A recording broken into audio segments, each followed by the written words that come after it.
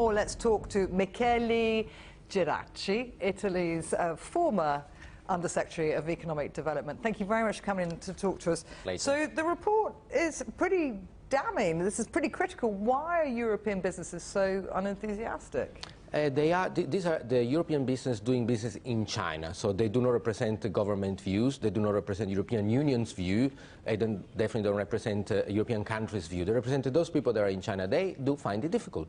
First of all, because doing business with China is very difficult. Number two, they're doing business with China in Central Asia, which is even more difficult. The procurement process needs to be upgraded.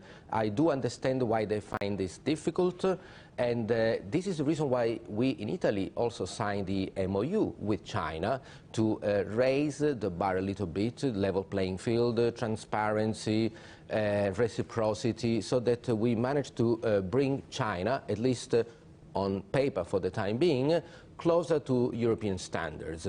The same European members that complain with China, they also complained with Italy for joining the Belt and Road, so they need to also decide if they want to engage or not, in which form.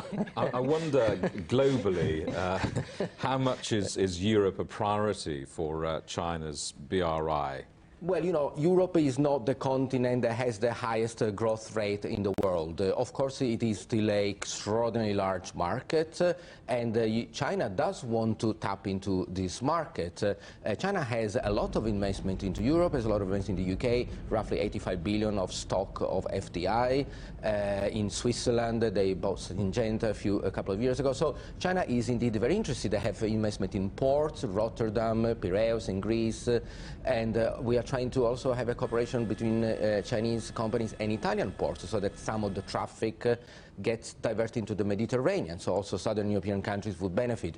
And I do think this is in the interest of a more stable Europe, so that the wealth and the benefit from China's involvement are not just concentrated in the northern countries, but also distributed to the so-called peripheral countries. And that would help ease out tensions between south and north. And I think that this is positive. China is very, very interested. I've been in China for 10 years, and they're very curious to know what opportunities there are in terms of investment, even purchasing our goods. So the opportunity is not just China coming into Europe, but it's our goods to being sold to Chinese consumers, middle class rising. It's a lot of opportunity. You personally were very involved from the Italians' point of view in the BRI initiative. What more do you think European governments can do to increase their participation?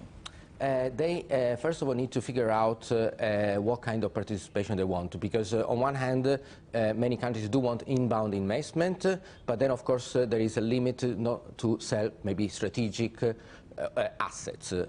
This has been a wake-up call for Angela Merkel when Chinese companies bought KUKA, a robotic company.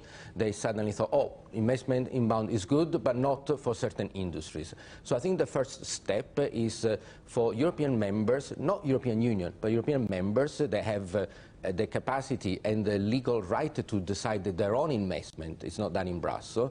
Every country needs to decide where is the threshold, by amount, by sectors, and then put on a plate what are the assets that fall within that sphere that can be put, not for sale, of course, but available for new investment. But this has not been done yet. And the confusion is that the European Union believes the investment policy is done by the Commission, which is not. It's done by member states, and this is where the friction also comes. We won't get into the European Union, otherwise we'll be discussing Brexit, and we've got a whole programme on that. 12 days we can. Good to see you. Good to Come see in you. and see us again soon. Thank you very much indeed for talking to us. Thank you.